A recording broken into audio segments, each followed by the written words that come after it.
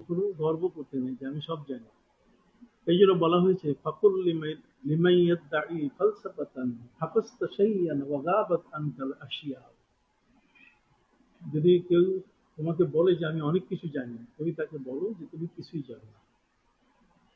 ফাকুল লিমাই ইয়াদদাই ফালসাফাতান, যদি কেউ দাবি করে যে আমি জ্ঞানের দার্শনিক হিসাবে আমি সব জানি, তুমি তাকে বলে দাও হাফাজতা শাইয়ান, শাইয়ান লিতানকির, লিতানকিস, নাকেরা, ঠিক আছে, যে তুমি বিন্দু মাত্র জানছো। গাবাত আনকাল আশিয়াও, জগতের এখনো কোটি কোটি, ঠিক আছে, তার চেয়েও বেশি হিসাবে যেগুলো আসে সেগুলো অসংখ্য গণিত বিষয়ের জ্ঞান এখন তুমি জানো।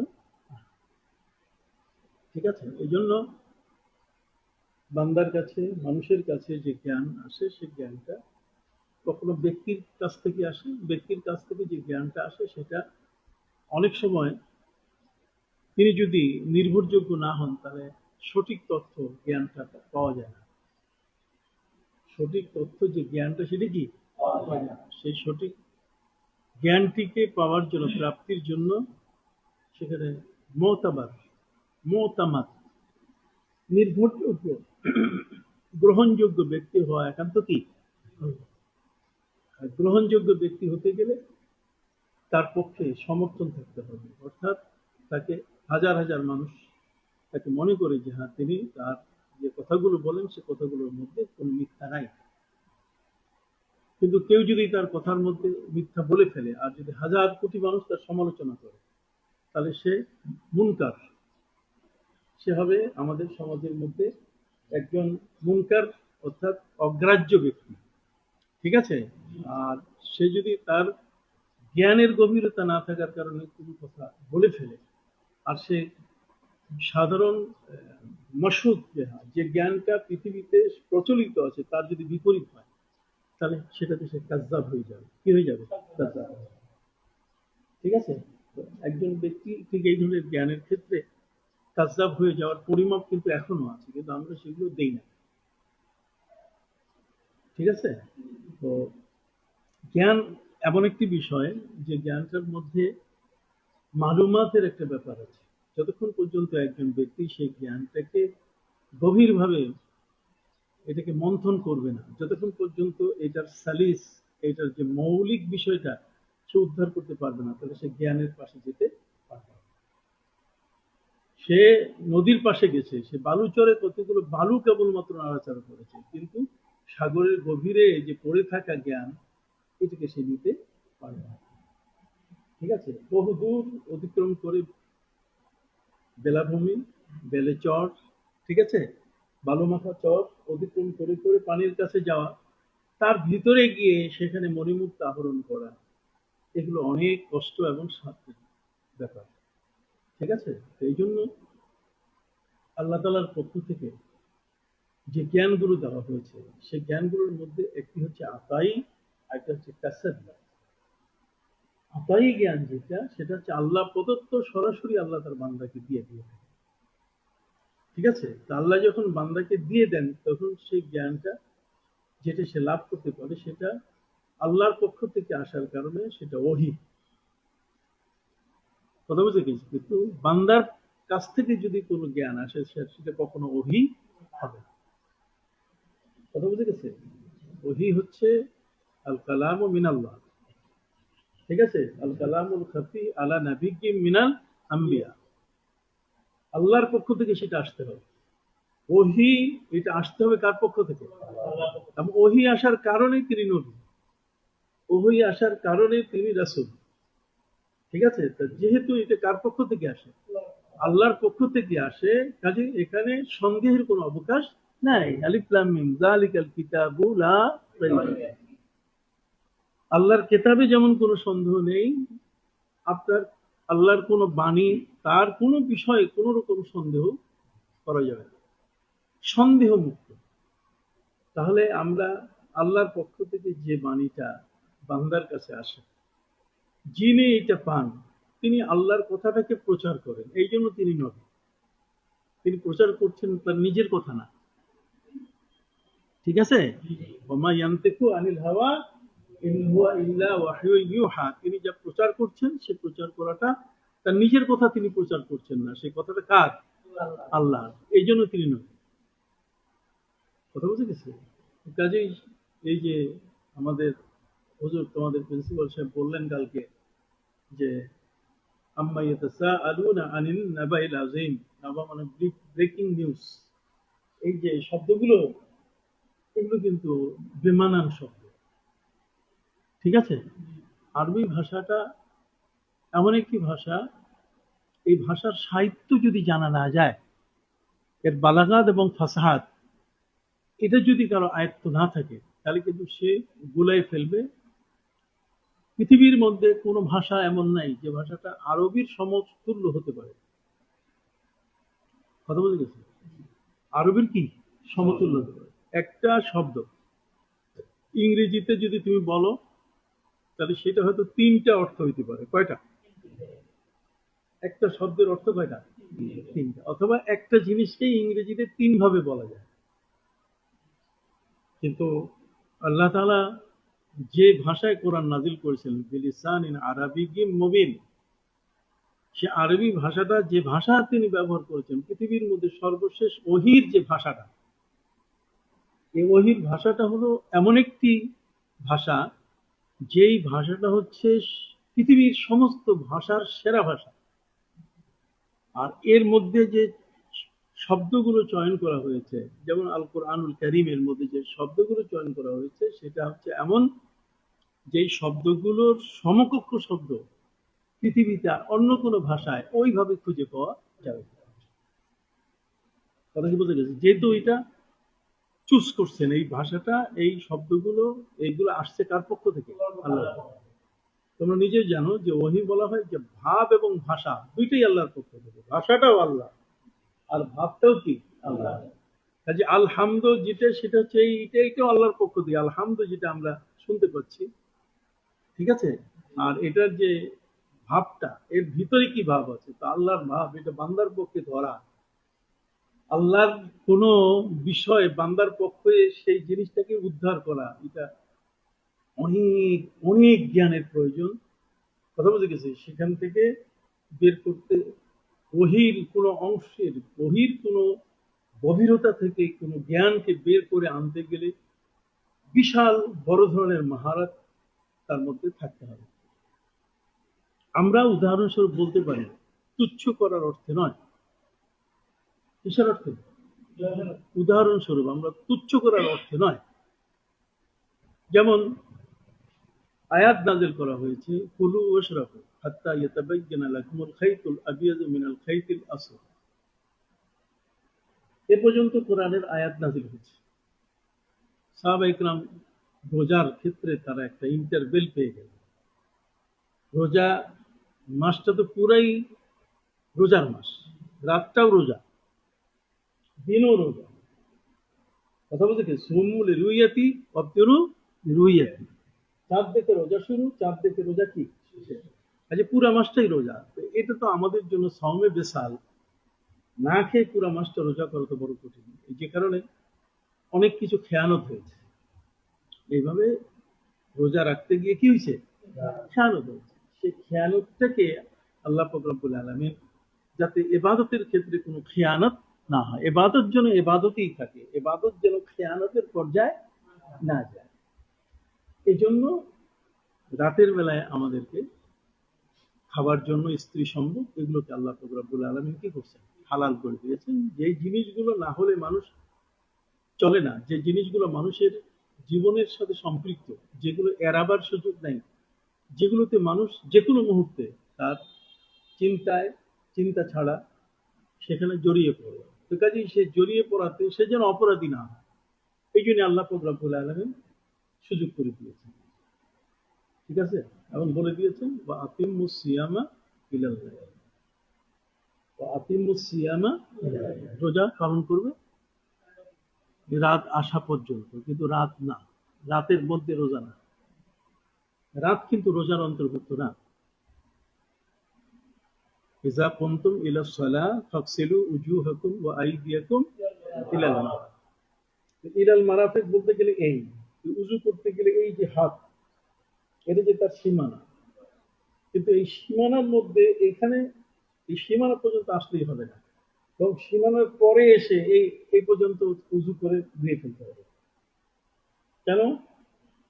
কারণ হচ্ছে দুটোর জেন্স যদি এক হয়, ইলার মা কাবাল এবং ইলার মা বাদ, দুটো যদি এক জেন্স হয়, যেটা ধুইতে বলা হচ্ছে সেটা একটা হাত, হাতের একটা অপর অংশ এখানে আছে, আর হাতের আরেকটা অংশ ধুইতে বলা হচ্ছে, অতএব এখানে ইলা শব্দটা আসছে। কথা বুঝে গেছে? আর এখানে বলা আছে যে কুমতুম ইলা সালা ফাকসিলু উজুহাকুম ওয়া আইদিয়াকুম ইলাল মারাফিক। তো মেরফাকের যে ব্যাপারটা সেটা কিন্তু আগে পরে হাতের অংশ আছে, জেন্স একটাই। আর সুম্মা আতিম্মুস সিয়ামা ইলাল লাইল, এখানের মধ্যে লাইল আর সিয়ামের যে দিনটা, দুটো এক জিনিস না, এক জিনিস না। এই জন্য রোজার ক্ষেত্রে আমাদেরকে ইফতার করতে হবে এমন এক সময় যেটা দিন শেষ রাত শুরু, অর্থাৎ রাতটা যেন রোজার ভিতরে না আসে।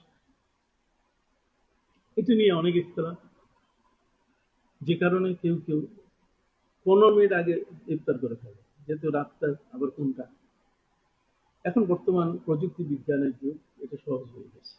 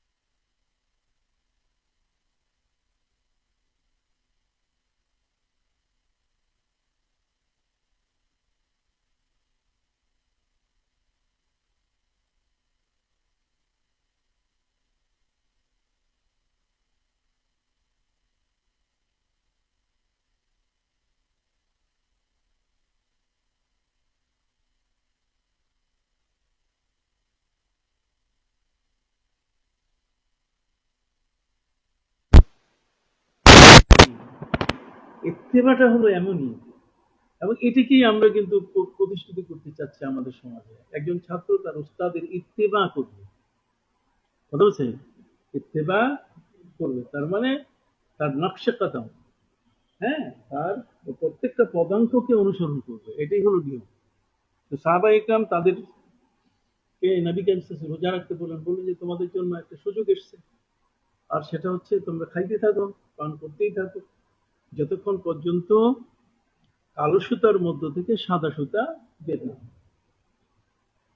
হাত্তা ইয়াতাবায়্যানা লাকুমুল খাইতুল আবিয়াযু মিনাল খাইতিল আসওয়াদ, এটা যতক্ষণ পর্যন্ত বের হবে না ততক্ষণ পর্যন্ত তোমরা খাইতে থাকো। সাহাবায়ে খাওয়া শুরু করছে, সেহরি খাইতে খাইতে বেলা 8টা বেজে গেছে, তবুও সেহরি চলতেছে। নবী করিম সাল্লাল্লাহু আলাইহি ওয়াসাল্লামের কাছে খবর পৌঁছার পরে তিনি সাহাবায়ে কেরাম ডাকলেন যে তোমাদের সেহরি এত লম্বা কেন হচ্ছে?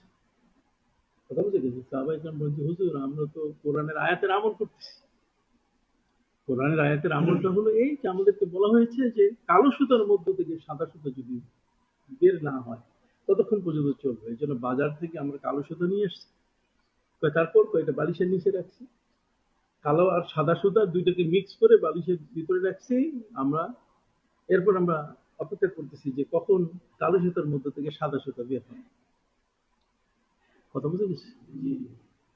সাহাবায়ে কেরাম সাদা আর কালো সুতা কিনে নিয়ে এসেছিলেন, কোরআনের আয়াতে এটা বিপরীত বলার সুযোগ নেই, ঠিক আছে? কিন্তু বালিশের নিচ থেকে এই যে সাদা সুতা বের হচ্ছে না কালোর মধ্য থেকে, নবী করিম সাল্লাল্লাহু আলাইহি ওয়াসাল্লাম মিষ্টি হাসি দিয়ে বললেন, ইন্না বিসাদাতিকুম আরিদা, তোমাদের বালিশটা বোধহয় খুব লম্বা, এই জন্য আসতে দেরি। আল্লাহর হাবিব সাল্লাল্লাহু আলাইহি সাল্লাম তিনি দেখলেন যে এই কোরআন আল্লাহর বাণী, এটা আল্লাহর ওহী, আর সেই ওহীটা আমার সাহাবীরা বুঝতে গিয়ে তারা এটাকে যেভাবে ব্যবহার করছেন, এটার বাস্তবতা কি, এটা কি এই বাস্তবতা, তো এটা তো বিষয়টা বোঝা হয়নি যেভাবে বোঝা দরকার ছিল, এর ফিলিংস যেটা, অর্থাৎ এটার অর্থ যেভাবে বুঝতে হয়, এই কালামুল্লাহর আল্লাহর এই বাণীটার অর্থটা কি, এটা আমার সাহাবীরা এখনো বুঝেন নাই। তো পরবর্তীতে যারা আসবে তারা তো কোরআন এবং কোরআনের গভীরতা সম্পর্কে এত জ্ঞান রাখবে না। তাহলে তিনি আল্লাহর কাছে বলেন যে আল্লাহ এই আয়াতটা আরেকবার নাযিল করুন। তখন আল্লাহ তাআলা এই আয়াতটাকে দ্বিতীয়বার নাযিল করেন। আয়াতটা নাযিল হয়েছে কয়বার? দুইবার। এই দুইবার এই শব্দ শুধু একটা যোগ হয়েছে, মিনাল ফাজর, যেটার দ্বারা ফজরকে বোঝানো হয়েছে, ফজরের কালো অন্ধকারকে বোঝানো হয়েছে। বাজার থেকে কালো সুতো কিনে, সাদা সুতো কিনে এনে বালিশের নিচে রেখে তারপর কখন বের হচ্ছে এটা বোঝানো হয় নাই। আমি এই কথাটা এই কারণে বললাম যে আল্লাহর বাণী, যে কালামটা আল্লাহ তাআলা যাকে দেন সেই ব্যক্তির মধ্যে ধারণ ক্ষমতা থাকতে হবে। আমি আজকের এই বুখারী যদি আসফুল আউয়াল আসফ মিনাল ইবতিদাইয়া, ঠিক আছে, যদি আমি ক্লাস ওয়ানের একটা ছাত্রকে যদি আমি বুখারী পড়ি, সে কিছু বুঝবে? তার মধ্যে হাউসালা কতটুকু আছে, তার মধ্যে আইকিউ কতটুকু আছে, তার মধ্যে গ্রহণের ক্ষমতা কতটুকু আছে, এটা তো নাই। এই জিনিসটা আমি তাকে দিতে পারি না। তোমাদের মধ্যে ঘুরে আসতে আসতে আসতে আসতে আসতে আসতে ঠক্কর খাইতে খাইতে আজ 10, 12, 15, 16 বছর যাওয়ার পর এখন তোমাদের মধ্যে একটা যোগ্যতা সৃষ্টি হচ্ছে, তাই না? এই কথাগুলোকে এখন নিতে পারো তোমরা। অথচ আমার ড্রাইভার সেদিন বসা ছিল, ও তো কিছু বোঝেনি। আমি কি বলতেছি ও তো কিছু বোঝেনি। ও তো মনে করছে যে আমি গ্রামের একটা ওয়াজ শোনাই দিয়ে তোমার কাছ থেকে চলে যাব। কি বলো? লাইলি মজনুর একটা ওয়াজ শোনাই দিয়ে আমি তোমাদের কাছ থেকে চলে যাব। আমার ড্রাইভার তো মনে করছে এটাই বোধহয় আমি তোমাদেরকে পড়াই। আসলে না, তোমাদের স্তরটা, অবস্থানের স্তরটা, এইটা তোমরা ইবতিদায়ী স্তর থেকে দাখিল স্তরে, দাখিল স্তর থেকে তোমরা আলিম স্তরে, আলিম স্তর থেকে তোমরা ফাজিল স্তর, ফাজিল স্তরটা থেকে কি কামিল স্তর, এটা জ্ঞানের স্তর। এই জ্ঞানের স্তরটাকে তোমাদের আইকিউ অনুযায়ী তোমাদেরকে এই সমস্ত কিতাব দেওয়া হয়েছে। এটা সহজে সবাই পারবে না। আমি বুখারী এখন যদি আমি একটা মাহফিলে গিয়ে পড়ানো শুরু করি, এই জনগণ আর কখনো আমাকে দাওয়াত দিবে না। কথা বুঝে গেছি? তার কারণ তাদের যে উপযুক্ততা, সেই উপযুক্ততা অনুযায়ী এখানে আমি তাদেরকে বলছি না, এটা আচ্ছা তার চেয়ে অনেক আপার, অনেক হায়ার, অনেক উপরের কথা। কথা বুঝে গেছে? তো কাজে ওহির যে ব্যাপারটা, এটার মাধ্যমে তোমরা এখন জ্ঞানের স্তরটা পর্যালোচনা করো। এখানে তোমরা যারা আছো সবাই কিন্তু এক পর্যায়ে নয়। তোমাদের ভিতরে কিন্তু কি আছে? তফাৎ আছে। গ্রহণের ক্ষেত্রে তফাৎ আছে, জানার ক্ষেত্রে কি আছে? তফাৎ আছে। আমি যে বলছি কেউ তোমার পিছনে হয়তো একটু ঘুমাবার চেষ্টা করতে, বা চোখ আস্তে করে ছোট হয়ে যাচ্ছে, তার মানে তোমার অ্যাটেনশন নাই, এটাও হইতে পারে। তাই তুমি একটা জিনিস যেটা আমি বলছি সেটা তুমি নিতে পারলে না, তুমি নিতে পারলে না, এটা ধারণ করতে পারলে না। তো ওহির ব্যাপারটা হলো যে আল্লাহ তাআলা তাকেই দিয়েছেন যিনি আল্লাহর এই বাণীটাকে নিয়ে লিয়ুবাইয়িনা লাহুম ওয়া আরসালনা মির রাসূলিন ইল্লা বিলিসানি কওমিহি লিয়ুবাইয়িনা লাহুম। যদি বয়ান করার ক্ষমতা ওনার না থাকে, তাদেরকে আল্লাহ মনোনীত করেছেন, রিক্রুট করেছেন, তাদের মধ্যে আল্লাহ তাআলা সেই যোগ্যতা সৃষ্টি করে দিয়েছেন। কথা বুঝে গেছে? এখন এই যোগ্যতা এখানে যদি এখন বলা হয় যে এটা আমাদের সময় বা বাংলাদেশ প্রতিদিন পত্রিকার একজন ওই গ্রাম থেকে উঠে আসা একটা মানুষ সে এই সমস্ত জ্ঞান রাখে, এটা অসম্ভব। কোত্থেকে কার তুলনা? এই জন্য আমরা অনেক সময় নিজে একটা ভাবনা কি শুনতেছি না, এমন একটা বিষয় যে বিষয়টা আল্লাহ তাআলা গোপন ভাবে আলা নাবিয়্যিম মিনাল আম্বিয়া ওয়াল কালামুল খাফি আলা নাবিয়্যিম মিনাল আম্বিয়া, ইলামুল কালামিল খাফি আলা নাবিয়্যিম মিনাল আম্বিয়া। নবীদেরকে আল্লাহ পাক রব্বুল আলামিন যে জিনিসটা গোপন ভাবে দেন, গোপন ভাবে সবার পক্ষে গ্রহণ করা অনেকটা কি সম্ভব হয় না। তুমি মাহফিলে ওয়াজ করতে গেছো, তুমি সবার কাছে টাকা চাচ্ছ, ঠিক আছে, যে আপনারা আমাকে 50,000 টাকা দেবেন, 50,000 টাকা দিলে আমার এই কাজটা হবে। একজন পিছন থেকে 5 আঙ্গুল দেখাই দিচ্ছে, 5 আঙ্গুল দেখাই দিয়ে সে আর কিছু বলবে না। আর তুমি তার এই 5 আঙ্গুলের ইশারা কি বুঝতে পারছো? তুমি মনে করছো যে 50,000 টাকা দেওয়ার জন্য সে কি হয়েছে, রাজি হয়ে গেছে। মারহাবা যা আছে তকদিরে তুমি একেবারে সব যা করা সব শেষ। 2 দিন পরে যখন তার কাছে পাঠাইছে কাউকে যে যাও 50,000 নিয়ে আসে, সে বলছে আমি তো 5 আঙ্গুল 50,000 দেখাই দিই, এটা দেখেন 5,000 টাকার কথা বলছি। ঠিক আছে, এই যে বিষয়, 5টা আঙ্গুলে 50,000ও হয়, 5টা আঙ্গুলে কি 5,000ও হয়, 5টা আঙ্গুলে 5 টাকাও হয়। কথা বুঝে গেছে? তোমার যে বিষয়টা ইশারা, ওই ব্যক্তির পক্ষে এটা ধারণ করা সম্ভব যদি অ্যাকুরেট বুঝতে পারবে, যে হাতের 5টা আঙ্গুল দেখেই বুঝতে পারবে যে না এখানে কোনো ধোকা নেই, এখানে কোনো প্রতারণা নেই, এখানে 5,000 না, এখানে কি আছে 50,000। তাহলে সেই দৃষ্টি, সেই জ্ঞান, সেই বুঝার মতো ক্ষমতা সম্পন্ন এমন ব্যক্তির উপরই আল্লাহ তাআলা কি করেন। আমি কি বুঝতে পারছি তোমাকে? হ্যাঁ, এটাকে খুব সাধারণ ছোট করে দেখা যাবে না। ইমাম বুখারী ওহীটাকে নিয়ে আসছেন প্রথমে কেন? প্রথমে ওহীর আলোচনাটাকে নিয়ে আসার পেছনে কারণটা হলো যে এইটাকে আগে ধারণ করতে হবে। ওহীটাকে ধারণ করলে তখন, হাদিসগুলো ধারণ করলে তখন তার মধ্যে একটা পূর্ণতা চলে আসবে, তার মধ্যে একটা যোগ্যতা চলে। ওহী মানতে হবে, ওহী সম্পর্কে তার পুরা জানতে হবে। মানে আমেরিকায় বসে একজন ব্যক্তি, সে শুধু আহলে কোরআন আহলে হাদিস না, সে কোরআন নিয়ে শুধু কথা বলতেছে, সব কোরআনে আছে, হাদিসে এগুলো না, হাদিস মানা যাবে না। ঠিক একদল আছে যারা কোরআনের পাশেই যাচ্ছে না, কোরআনের আয়াতের সাথে কোনো সম্পর্ক নেই, শুধু হাদিস বলে যাচ্ছে। এই যে ফেরকাবন্দি, ফিতনা, এর থেকে আমাদেরকে রক্ষা পেতে হবে। তো এই কারণে তোমাদের জন্য প্রথম যে বিষয়টা সেটা হলো কি, ওহী সম্পর্কে তোমাদের একটা ব্যাপক ধারণা থাকা দরকার। ঠিক আছে, যে এটা কোনো বান্দার কথা নয়। এমনি বান্দা যে কথাগুলো বলে সেগুলা কালামুন নাস, এগুলো কালামুল বাশার। আর কালামুল বাশারের মধ্যে মানুষের মুখ থেকে যে কথাটা বের হয় সে কথাটা অ্যাকুরেট অনেক সময় যেভাবে আসা দরকার সেভাবে কি আসে না। উপস্থাপনা ভিন্ন ভিন্ন হতে পারে, একজনের মুখ থেকে সে বলতে চেয়েছে একটা, তার মুখে আসছে আরেকটা। কথা বুঝে গেছে? তাহলে এই যে কথা স্লিপ অফ টাং, ওহির ক্ষেত্রে কোনো স্লিপ নেই। ওহির ক্ষেত্রে কি নাই, আমি কথা বলতে গিয়ে সেখানে যে কথাটা আমি বলে ফেলছি, আমি সেই কথার উপরে আমি সরি বলছি, কিন্তু আল্লাহ যে কথা বলছেন সে কথার মধ্যে কোনো সরি কি নেই। এটা হলো এমন একটা মক্ষম কথা, এমন একটা মোদাল্লাল বিষয় যে ওইটাকেই ব্যাখ্যা করতে হয়, ওইটাকেই নিয়ে বিশ্লেষণ করা যাবে, ওটার উপরে বহু কিছু বলা যাবে। আমি কিছু না বুঝলে মনে করতে হবে যে আমার জ্ঞানের কি অপরোধ, আমি এ পর্যন্ত বুঝতে পারিনি, কিন্তু তিনি যা বলছেন তার বর্ণনা, তার কথা, তার সবকিছু কি আছে, ঠিক আছে। বুঝতে পারছো? এই জন্য ওই সম্পর্কে তোমাদের একটা মোক্ষম ধারণা থাকতে হবে, যেটা হচ্ছে আল্লাহর বাণী। বাণীটা কার?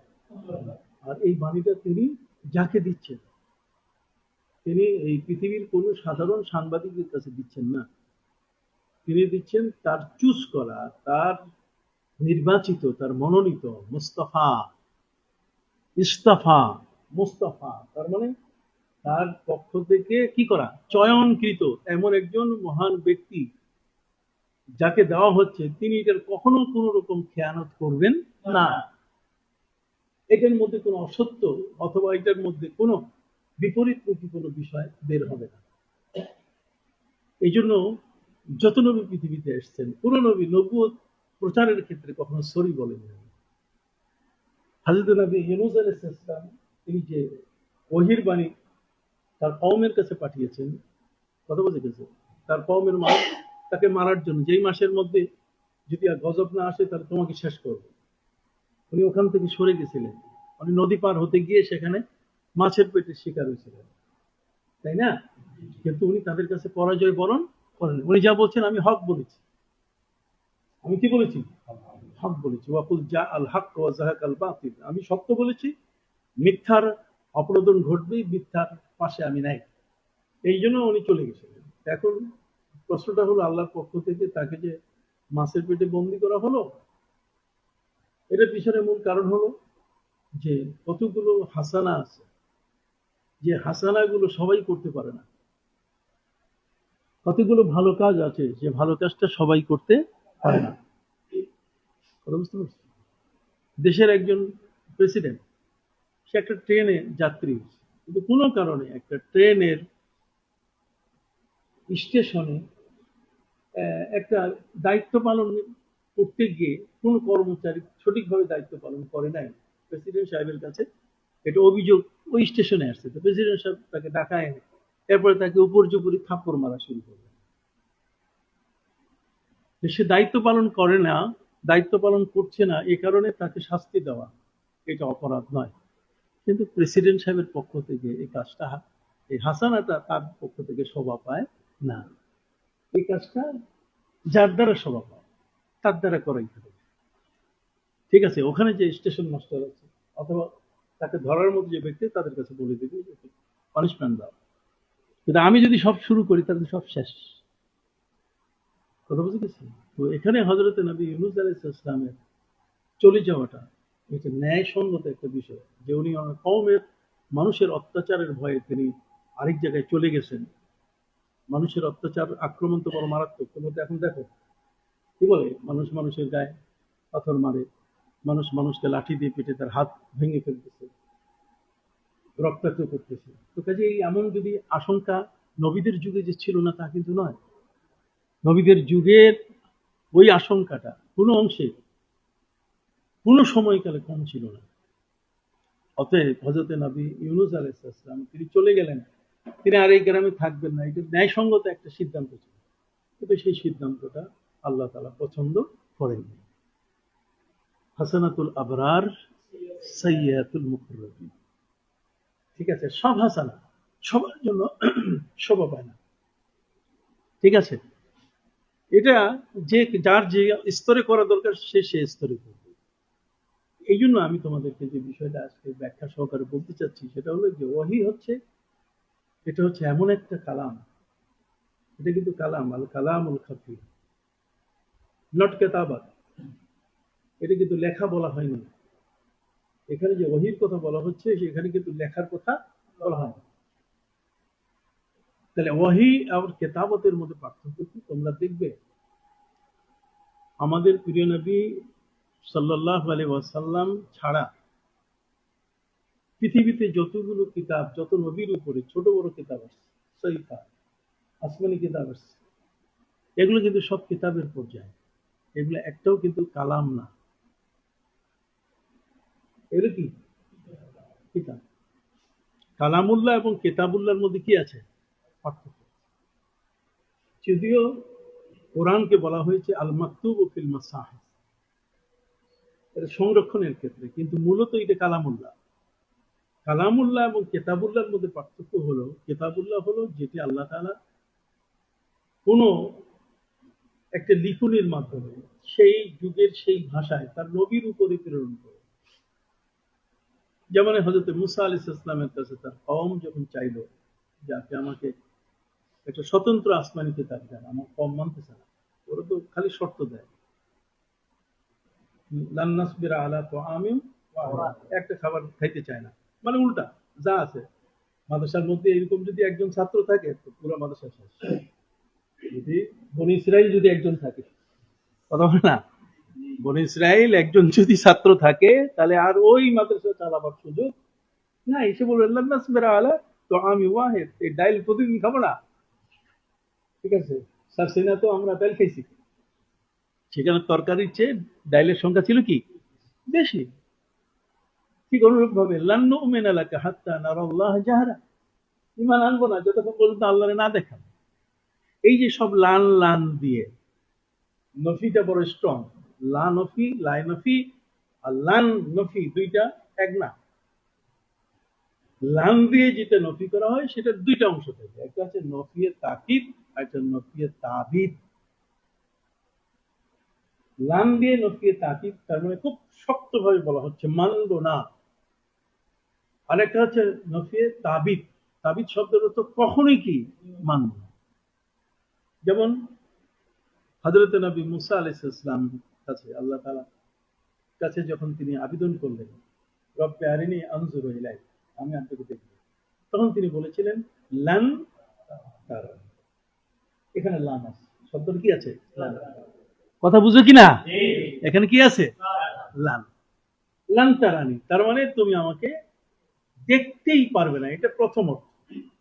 এখন তুমি যদি লানের ব্যাখ্যায় চলে যাও তাহলে দুইটা অর্থ আসবে। একটা হচ্ছে না, তুমি ইহকালেও আমাকে দেখতে পাবে না, পরকালেও দেখতে পাবে না। তুমি একটা সাধারণ ব্যক্তি হিসেবে এই অর্থ তো করতেই পারবে, লান, ঠিক আছে? কিন্তু এখানে এই অর্থ তো হতে পারে যে না, এই দুনিয়ায় তুমি দেখতে পাবে না, কিন্তু অন্য জগতে দেখি দেখা যাবে, অন্য জগতে কি দেখা যাবে। আর তাই হয়েছে, অন্য জগতে আল্লাহকে দেখতে মানা নাই। উজুহু ইয়াউমাইজিন নাযিরাতুন ইলা রাব্বিহা নাযিরা, আল্লাহকে দেখা যাবে, তার পরকালে আল্লাহকে দেখা যাবে। তার লান এটা তাবিদের জন্য নয়, হ্যাঁ এটা তাওকীদ, এটা তাওকীদের জন্য আছে। একটা সময় না এখন পারবে না, পারবে না সেটা তো প্রমাণিত হয়েছে। ফালাম্মা তাজাল্লা রাব্বু জাআলাহু দাক্কা ওয়া খাররা মূসা সাইদা। ঠিক আছে? তো আমার চেয়ে তোমরা একটু ভালো বুঝো, আমি তোমাদেরকে শুধু ধরাই দিচ্ছি পয়েন্টগুলো, যেগুলো কিন্তু রিলেটেড একটা ব্যাপার। ওহী এমন একটা বিষয়, যে বিষয়টি আল্লাহর সরাসরি তার বান্দাকে যদি কথা পাঠায় দেয়। আমরা আমাদের এই মোবাইলে যখন কথা বলি তখন আমরা বলি কি, আর একটু জোরে বলেন, শোনা যাচ্ছে না, কথা বলে না, আর একটু জোরে বলেন, কি শোনা যাচ্ছে না। তার মানে সাউন্ডটা খুব লো হয়ে আসতেছে। এখন সাউন্ড বিহীন, যেটার কোনো সাউন্ড নাই, আমি ভলিউম বাড়াই দিচ্ছি, কথা বুঝে গেছে, তারপরেও শুনতে পাচ্ছি না, নেটওয়ার্ক অসুবিধা করতেছে, লাইন কোথায় মাঝখানে কাটাকাটি হইতেছে। তাহলে লাইন কাটা হচ্ছে আমি শুনতে পাচ্ছি না। যত নবী জগতের মধ্যে এসছেন, বিশেষ করে যারা আল্লাহর এই কালাম যাদেরকে ওহী করা হয়েছে, তারা কিন্তু কখনো বলেন নাই যে আমি শুনতে পাচ্ছি না, কথা বুঝে। শোনাটার ক্ষেত্রে আল কালামুল খফি, পুরো কথাটাই হচ্ছে সাউন্ডলেস। আমি বুঝাতে পারলাম কিনা? পুরো কথাটাই হচ্ছে কি সাউন্ডলেস, মানে কোনো শব্দ বলতে গেলে কিছু নাই। তাহলে শব্দ বলতে গেলে কিছু নাই, তাহলে সেই কালামটা কিরকম কালাম, অথচ সেটাকে কালাম বলা হচ্ছে। কালাম হতে গেলে সেটার মধ্যে ওই যে একটা আওয়াজের সম্পর্ক আছে, কিন্তু সেখানে শব্দ যোগ করা হয়েছে, এর জন্য একটা অ্যাডজেক্টিভ, এর জন্য একটা বিশেষণ যোগ করা হয়েছে, কি আল কালামুল খাফিফ, একটা গোপন কথা। তাহলে বোঝা গেল ফিস ফিস। তাহলে সেই ফিস ফিস কথাটা এত দূর থেকে আসতেছে, এত কাছ থেকে আসতেছে, এত দূর থেকে মানে আল্লাহ তাআলার পক্ষ থেকে কাছ থেকে আসছে। নাহানু আকরাবু ইলাইহি মিন হাবলিল ওয়ারিদ। ঠিক আছে? এই যে কথাগুলো আমার কানে আসতেছে, আমি সেটা শুনতেছি, কিন্তু কথাটা গোপন, আমার পাশের কেউ বুঝতে পারছে না। অনেক সময় দেখা যায় আমাদের মোবাইলে আমরা সাউন্ড কমাই দিলেও পাশের মানুষ কিন্তু বুঝতে পারে যে আমি কার সাথে কথা বলতেছি। কোনো পুরুষের সাথে কথা বলছি না, কোনো মহিলার সাথে কথা বলছি, আমি কোনো দেশের কোনো উল্লেখযোগ্য ব্যক্তির সাথে কথা বলছি না, আমার বাবা মা কার সাথে কথা বলছি, এগুলো কিন্তু বোঝা যায়। কিন্তু একজন তিনি বলছেন, আরেকজন তিনি শুনে যাচ্ছেন, নো সাউন্ড, তিনি কিছুই বলছেন না, তার কোনো কথাই নাই, তিনি চুপ, তিনি শুধু শুনে যাচ্ছেন। শোনা যখন শেষ হয়ে গেল, তখন দেখা গেল যে তার গায়ের থেকে ঘাম ঝরা শুরু করলো। অ্যাটেনশনটা ছিল এতই, মনোযোগটা ছিল এত পরিমাণে যে এর বাইরে যাওয়ার কোনো সুযোগ নাই। তোমরা দেখো না কিছু কিছু জায়গায় ছাত্র ওস্তাদের সামনে একেবারে কি বিনয়ী হয়ে দাঁড়ায় থাকে। যত নবী এবং রসুল এসেছেন, বিশেষ করে প্রিয় নবী সাল্লাল্লাহু আলাইহি সাল্লামের প্রতি যখন ওহী আসতো, তখন তিনি এত বিনয়ী হয়ে এমন গভীর ভাবে মুস্তাকরাক হয়ে যেতেন, বিভোর হয়ে যেতেন, যে ওই বিভোরতায় ওহীটা তিনি গ্রহণ করতেন বটে, কথা বুঝে গেছে, কিন্তু সে ওহী গ্রহণ করার শেষ হয়ে গেলে পরে তখন স্বাভাবিক অবস্থায় ফিরে আসতে তার পরিবর্তন দেখা যেত। ওই সময়টা ছিল একরকম, আর ফিরে আসার পরে কি আরেক। এগুলোর সাথে কি পৃথিবীর কোন সাংবাদিক, এই পৃথিবীর কোন বার্তাবাহক বা এই ধরনের কোন বিশ্বের কোন সম্পর্ক আছে কিনা তোমরা কিছু বুঝতে পারছো কিনা? হ্যাঁ, কত গভীরের একটি বিষয় ওহী, কত মহান একজন ব্যক্তি নবী, যিনি তাকে ওহী করছেন, যিনি তাকে নাবা দিচ্ছেন। কি দিচ্ছেন? নাবা, বার্তা দিচ্ছেন। কথা বুঝে গেছে? নাবা দিচ্ছেন, বার্তা দিচ্ছেন। সেই বার্তাটা কার? এই বার্তাটা কে অ্যাকসেপ্ট করতেছে? কথা বুঝে গেছে? আমি যেন আমাকে, আমার ভাষাটা যেন, আমি বলতে জানি না, চুপ থাকা ভালো, কিন্তু যখনই আমি ভাষা প্রয়োগ করব তখন আমাকে ওই পরিমাণের, ওই মানের ভাষাটা আমাকে চয়েস করতে হবে, যাতে করে এই শব্দটিকে মূল্যায়ন করতে গিয়ে যেন আমি কি, এই যেন কোনো রকম ত্রুটি না করি, অর্থাৎ আমার ভাষায় যেন ওই শব্দটার মূল্যায়নটা যেন নিম্নমানের না। আমি কথা বুঝতে পারছি? আমরা তো আমাদের ভাষা ছাড়া, সহযোগিতা ছাড়া, ভাষার সহযোগিতা ছাড়া কিছুই আমরা বোঝা সম্ভব না। যেমন আমি পড়াচ্ছি তোমাদের, আমি পড়াতে গিয়ে আমি তো একটা ভাষা ব্যবহার করছি, কিন্তু আমার ভাষার মানটা হতে হবে এমন যাতে করে ওহির শব্দের ব্যাখ্যাটা যেন আমার দ্বারা ওহির মতোই আসার একটা উপযুক্ততা রাখে। কিন্তু আমার ভিতরে যে এর অযোগ্যতা, অর্থাৎ এটাকে বর্ণনা করার মতো যে আমার যে অক্ষমতা, সেটা কিন্তু সবসময় বিদ্যমান আছে। যেহেতু আমি অক্ষম, আমি বলতে গেলে কি জানি কি একটা হয়ে যায়, তাহলে আমার না বলাই কি? আমি ভাষাগতভাবে যদি আমি চয়েস করতে না পারি, তাহলে যারা এখানে আছে তারা সবাই কি আমাকে ধরে বলবে যে আমি ভাষা ব্যবহার করতে পারি না, আমার ভাষাটা এমন হওয়া উচিত ছিল। তাহলে বোঝা গেল যে আমার জ্ঞান পরিপক্ক নয়, বোঝা গেল আমার জ্ঞানটা পরিশুদ্ধ নয়। তাহলে পরিশুদ্ধ পরিপক্ক জ্ঞান আমার ভিতরে বিদ্যমান থাকার জন্য আমার জিহ্বাটা সবচেয়ে বড় মারাত্মক একটা দাঁড়িপাল্লা। এই জন্য বলা হয়েছে কালামুর রাজুলে মিজান ও আকলি। বলো না, তোমরা একটু ভালো করে বলো, কালামুর রাজুলে মিজান ও আকলি। একটা মানুষের মুখের কথা, এটা দিয়ে তার আকলকে পরিমাপ করা যায়। সে আকলমান কতটুকু, তার জ্ঞানের গভীরতা কতটুকু, সে বাচাল না সে ভালো জ্ঞানী, এই বিষয়টাকে পরিমাপ করা যাবে কি দিয়ে? কোথায় যেন সাবধান।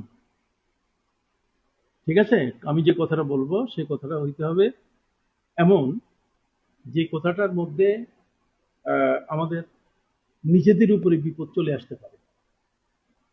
ঠিক আছে, আল বালা ও মুআক্কালুম বিল মানতিক, বলো না, মুআক্কালুম বিল মানতিক, কথা বলার উপরে মানুষের উপর কি আসে? বিপদ আসে। এই জন্য সাবধান, যে কথাটি আমি বলবো, যে কথাটি আমার মুখ থেকে বের হচ্ছে, সে কথাটি যেন কোন রকম ভাবে কোনো ফেতনার সৃষ্টি না করে। তোমরা কথা কি বুঝতে পারছো? তাহলে এখানে আমরা ওহী সম্পর্কে আলোচনা করতে গিয়ে যে বিষয়টা আমরা এতটুকু আমরা জানলাম যে ওহী হচ্ছে এটা আল কালামুল খাফি, কিন্তু যিনি গ্রহণ করছেন তিনি শুধু ছাড়া অন্য কারো কোনো খবর নেই। ঠিক আছে, এবং এটা অন্য কেউ কোনোভাবে এটাকে ধারণ করবে সেই বিষয়টাও কখনো কখনো হবে না, তবে কদাচ ঘটতে পারে। কদাচ কি, আমি তলের কথা বলতেছি, কদাচ সেটা কি করতে পারে? ঘটতে পারে। কদাচ ঘটতে পারে কিরকম? যেমন নবী করিম সাল্লাল্লাহু আলাইহি সাল্লাম তিনি কাবা ঘরের তওয়াফ শেষ করলেন, তো কাবা ঘরের তওয়াফ শেষ করার পরে তিনি সাফা মারওয়ার সাইডে যাচ্ছেন। এই মুহূর্তে হযরত ওমর ফারুক রাদিয়াল্লাহু তাআলা আনহু ব্যারিকেড সৃষ্টি করে বললেন, আপনি এই মাকামে ইব্রাহিমের সামনে 2 রাকাত নামাজ পড়েন। নবী করিম সাল্লাল্লাহু আলাইহি ওয়াসাল্লাম বললেন যে ওমর, তুমি নবী না আমি নবী? আমি নামাজ পড়তে বলবো না তুমি নামাজ পড়তে বলবে, কোনটা? হযরত ওমর রাদিয়াল্লাহু তাআলা আনহু তিনি সাথে সাথে নবীজির কাছে ক্ষমা চাইলেন যে আমি ঠিক করি নাই, কিন্তু আমি মনে করছি যে আপনি এই মাকামে ইব্রাহিমের 2 রাকাত নামাজ পড়েন। নবীজি বলছেন যে আমি এটা যখন বলা লাগলে বলবো, সময় আসে। কিন্তু নবীজি যখন কদম মোবারক তুলে সাফার দিকে যাওয়া শুরু করছেন, তখন জিবরিল আমিন এসে ব্যারিকেড সৃষ্টি করছে। একে তাৎক্ষণিকভাবে জিবরিল আমিন এসে উনি বড় শুনলেন যে হুজুর আল্লাহ আপনাকে 2 রাকাত নামাজ পড়তে বলেছেন, ওয়াত্তাখিযু মিন মাকামি ইব্রাহিম মুসাল্লা। তো ওয়াত্তাখিযু মিন মাকামি ইব্রাহিম মুসাল্লা। এখন তোমরা যারা আলেম মানুষ, তোমরা তো সর্বোচ্চ ডিগ্রি, এরপরে কেউ কিন্তু উস্তাদ হবে না, তোমরাই উস্তাদ হবে, তাই না? এরপরে কেউ উস্তাদ হবে না। তোমরা এমনি যদি কোথাও ইউনিভার্সিটি যাও, তোমরা তো যোগ্যতা নিয়ে সেখানে যাবে, ওরকম একটা লেকচার তুমিও দিতে পারবে, কথা বোঝা না? কিন্তু বিষয় যেটা সেটা হলো যে এই দুটোর মধ্যে হযরতে ওমর যে কথাটা বললেন, আর সেই কথাটা পরবর্তীতে হযরত জিবরিল আমিন এসে একইভাবে একই বিষয় নবী করিম সাল্লাল্লাহু আলাইহি ওয়াসাল্লামকে বাধা দিয়ে নামাজ পড়তে বললেন। এখানে ওমর কি জিবরিল? জিবরাইল কি ওমর? কথা বলে না। ওমর জিবরাইলও না, আর জিবরাইলও কি না ওমর। তাহলে ঘটনা কি ঘটছে এর ভিতরে? ওমর যেটা বললেন জিবরাইলের পরেই চলে আসবে। এটার পিছনে মূল কারণ হচ্ছে যখন কোনো ব্যক্তি তার ইত্তেবা করে, ঠিক আছে, আর যখন কোনো ব্যক্তি মামুরে শরিয়ত, ভাষা বুঝো কিনা জানি না, কোন ব্যক্তি যখন শরীয়তের পাবন্ধ হয়, আসাদ্দুহুম ফি আমরিল্লাহি ওমা, আমলের ক্ষেত্রে, আকীদার ক্ষেত্রে, বিশ্বাসের ক্ষেত্রে ওমরের সাথে কারো তুলনা নয়। সেই ওমর নবী করিম সাল্লাল্লাহু আলাইহি ওয়াসাল্লামকে অনুসরণ করতে করতে করতে করতে, যে ওমর নবীর মাথা নেওয়ার জন্য এসেছিলেন, যে ওমরকে আরবের মানুষ রেডি করেছিল নবীকে মেরে ফেলার জন্য, সেই ওমর এখন এমন হয়ে গেলেন, ওমর নবীকে বলছেন যে এটা নামাজ পড়েন। এই পজিশন, এই অবস্থানটা তার আসলো কিভাবে? ওমর কি এখন সাধারণ ব্যক্তির মধ্যে আছেন? না, ওমর এখন সাধারণ ব্যক্তির যে কোটি কোটি গুণে এমন একটি উঁচু পর্যায়ে তিনি অবস্থান করছেন যে তিনি নবী না, কিন্তু নবীর কাছে যে ওহীটা আছে সেই ওহীটা তার সিনার মধ্যে ধাক্কা খেয়ে নবীর কাছে চলে যায়, এমনও তো হতে পারে। ওহী আসতেছে, সে ওহীটা নবীর কাছেই আসতেছে, কিন্তু ধাক্কা খাইতেছে কার? ওমরের সিনার মধ্যে ধাক্কা খাচ্ছে, তাই না? সমুদ্রের মধ্যে যখন টর্নেডো হয়, সমুদ্রে যখন কোনো বড় ধরনের ঝড় হয়, সেই ঝড়টা কিন্তু ওর হাওয়াটা, বাতাসটা কিন্তু 200-300 মাইল দূরের মানুষও কিন্তু বুঝতে পারে। এই বুঝতে পারছো কিনা? বহু দূরের মানুষ কিন্তু সেই জিনিসটাকে ওর আগ্রহ। তুমি প্রচন্ড গরম, তুমি একটা নদীর পাশে যাও, 10 হাত দূরে থাকো, দেখবে ওই ঠান্ডাটা তোমার কি গায়ে লাগছে। নবী করিম সাল্লাল্লাহু আলাইহি ওয়াসাল্লামের কাছে ওহী যেটা, সেই ওহীটা আসতেছে বটে, এটা নবীজির কাছে আসতেছেন। এটা যে পর্যায়ে জিবরিল আমিন নিয়ে আসুন অথবা নবীর কাছে সরাসরি আল্লাহ তাআলা দান করুন, কিন্তু এর যে একটা প্রভাব, হ্যাঁ, এর যে একটা কি বলেন, প্রভাবই বলা যায়, যে এটা এমন ভাবে যে যেমন আলো, সূর্য, কিন্তু সেই সূর্যের আলোটা কিন্তু আমার ঘরে ঢুকছে। এই জন্য নবী করিম সাল্লাল্লাহু আলাইহি ওয়াসাল্লামের কাছে যখন ওহী আসা শুরু করে, তখন সে ওহীর যে একটা ভাব, ওহীর যে একটা প্রভাব, সেটা এমন একজন ব্যক্তিকে ধাক্কা দিচ্ছে, কথা বুঝে গেছে, যে ব্যক্তি ওই ধাক্কাটা পাওয়ার কারণে তিনি উপলব্ধি করতে পারছেন যে ঘটনা এই ঘটবে। এই জন্যই তিনি নবী করিম সাল্লাল্লাহু আলাইহি ওয়াসাল্লামকে বললেন কি, 2 রাকাত নামাজ পড়ো। ঠিক আছে, তাহলে তার অবস্থানটা এমন একটি পর্যায়ে চলে গেছে যেখানে ওহীটাকে উপলব্ধি করার মতো একটা ক্ষমতা তার মধ্যে চলে আসছে। বাবা, এই কথাগুলো মনে থাকবে তো তোমার? না থাকবে? এই জন্য কোনো মানুষকে সাধারণ তুচ্ছ তাচ্ছিল্য করবে না। এই অলিরা, তাদের মধ্যে যে একটা আশ্চর্য ধরনের ক্ষমতা দেখা যায়, কারামত, বুঝে গেছে, সেই কারামতের বিষয়টাই হলো যে একটা হচ্ছে এলহাম, আর একটা হচ্ছে ওহী, এলকা, কত কিছু আছে, কথা বুঝে গেছে। তো সেগুলো আমরা তোমাদের সাথে আলোচনা করবো। আমি তো আগেই বলছি যে আমি তোমাদের সাথে যখন কথা বলবো তখন সেই বিষয়গুলোর গভীরতায় যাওয়ার চেষ্টা করব, যাতে করে তোমরা একটা কিছু তোমাদের মধ্যে ধারণ করতে পারো। তাহলে এখানে হযরত ওমর কিন্তু নবী না, জিবরাইলও না। হযরত ওমর নবীও না, জিবরাইলও না।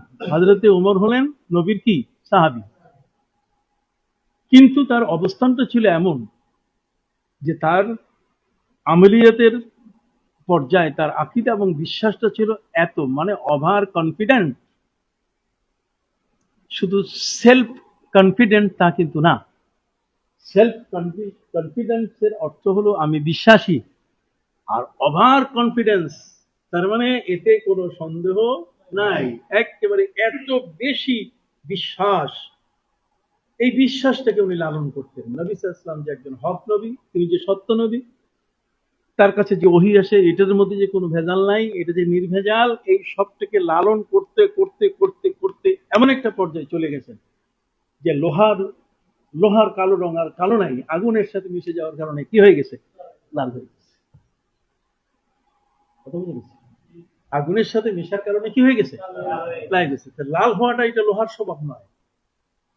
লোহার স্বভাব হলো শক্ত হয়ে থাকা। লোহার স্বভাব স্বভাব কি, শক্ত হয়ে থাকা। কিন্তু সেই লোহার স্বভাবটার পরিবর্তন আসতেছে কিসের মাধ্যমে, আগুনের মাধ্যমে। তখন সে আর লোহা থাকে নাই, তখন কি হয়ে গেছে, আগুন হয়ে গেছে, লাল হয়ে গেছে।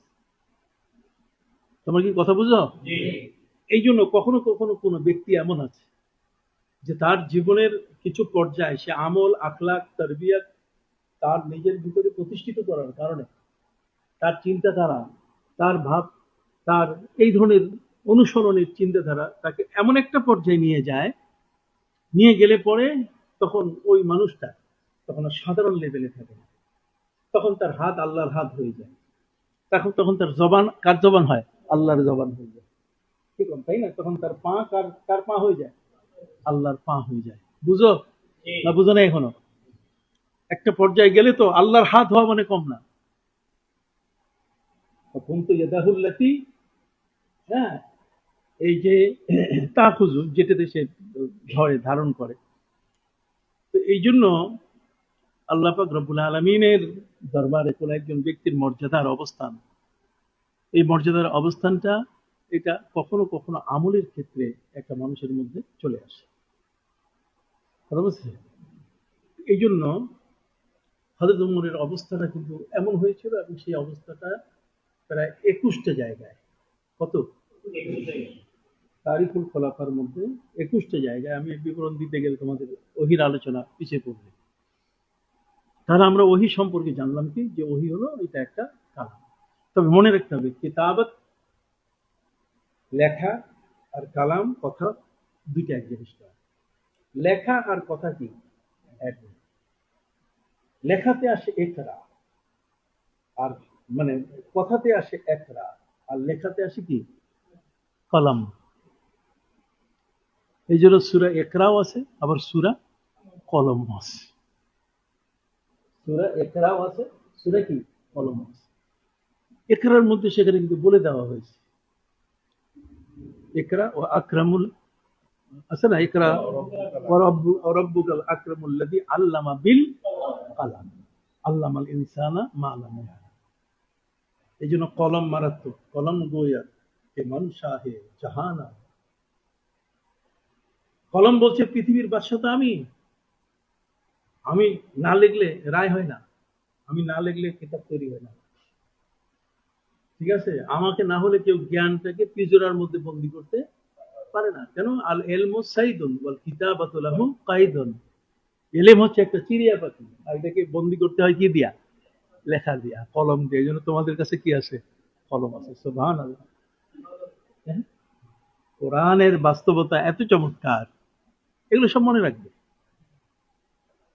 এখন কিতাবত, কিতাবত হচ্ছে হযরত মুসা আলাইহিস সালাম যখন তার কওমের এই লান নাসবিরা আলা তাআমি ওয়াহিদ লান নুমিনা, মানি না মানি না মানি না মানি না, তাহলে কি মানো? তাই কিতাব আনেন, আল্লাহকে দেখান, প্রকাশ্যে আল্লাহকে কি দেখান, দরকার হলে তুর পাহাড়ে যাবো, অসুবিধা নাই। ঠিক আছে? তো মুসা আলাইহিস সালাম আল্লাহর কাছে চাইলেন যে আল্লাহ আপনি আমাকে একটা কিতাব দেন। আছে আল্লাহ সবসময় বান্দার প্রতি সদয়, সে যেভাবে সহজ আমল করে আগাতে চায়, আল্লাহ তাআলা তার পথে কখনো বাধা সৃষ্টি করেন না। তাতে মুসা আলাইহিস সালামকে বললেন যে তুমি কাজ করো, তোমাকে তুর পাহাড়ে 30 দিনের চিল্লায় থাকতে হবে। কয়দিনে? 30 দিনে চিল্লায় থাকতে হবে। এই 30 দিন তুমি চিল্লা করবে। তোমার চিল্লাটার শর্ত আছে। শর্ত হলো এই যে তুমি কারোর সাথে কোনো কথা বলতে পারবে না। তুমি তো কালিমুল্লাহ, তুমি খালি কথা কও, ঠিক আছে? তুমি শুধু কি কথা বলো। তো তুমি কথা বলতেই থাকো, কিন্তু কথা তোমার বন্ধ রাখতে হবে কতদিন? 30 দিন তোমাকে রোজা পালন করতে হবে। হযরত মুসা আলাইহিস সালামের 30 দিন রোজা ছিল, তার কি কথা বন্ধ রাখা। তো তারপর 30 দিন যেদিন শেষ হবে, এই দিনটা তোমার হচ্ছে আসমানি কিতাব নাজিল হওয়ার একটা টাইম ডিউরেশন, একটা সময়। তুমি যেদিন তুর পাহাড়ে উঠবে সেদিন থেকে তোমার সময় শুরু হবে, আর এটা চলবে একাধারে কত? এই 30 দিনের মধ্যে আমি তোমাকে আসমানি কিতাব দিয়ে দিব। মুসা আলাইহিস সালাম আসমানি কিতাব পাওয়ার জন্য 30 দিনে তিনি চিল্লা করার জন্য চলে গেলেন তুর পাহাড়ে। নবী রাসূলদের চিল্লা ছিল পাহাড়ে, আর আমাদের চিল্লা হয় এখন অন্য জায়গায়। কথা বুঝে নাই? পাহাড়ে গিয়ে চিল্লা দিলে তখন বোঝা যাবে যে ওখানে নবীজি হেরা পর্বতে চিল্লা দিয়েছেন। কতক্ষণ না? হযরত নূহ আলাইহিস সালামের এই যে 150 দিনের নৌকা যেটা ভাসতে ছিল, সেটা গিয়ে যেখানে থেমেছে সেটা ওয়াস্তাওয়াত আলাল জুদি, জুদি নামক কি পাহাড়ে। হযরত মুসা আলাইহিস সালাম আল্লাহর সাথে কথা বলছেন তুর পাহাড়ে। এই জন্য পাহাড়ের গুরুত্ব অনেক বেশি। পাহাড়ে কি আছে এরপরে আমি একটা বই লিখতেছি আর কি, এই পাহাড় কি কেন, শুধু পাহাড়। অমিনাল জিবাল জুদাদুন বিদু وحمر مختلف الوانها وغرابيب سود। আমি তো হাফেজ না, তারপর বলি غرابيب سود। কতগুলো পাহাড় আছে, যে পাহাড়গুলো অমিনাল জিবাল জুদাদুন বিদ, খুব সাদা, তার মানে বরফের পাহাড়।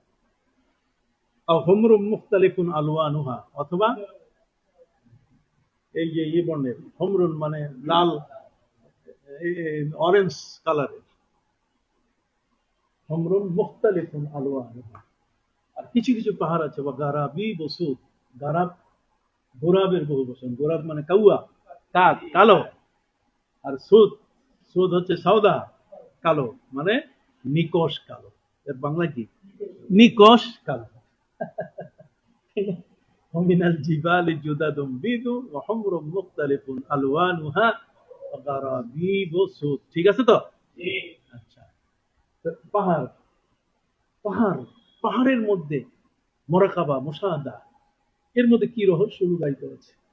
কেন আল্লাহ তাআলা নবীদেরকে পাহাড়ে উঠান?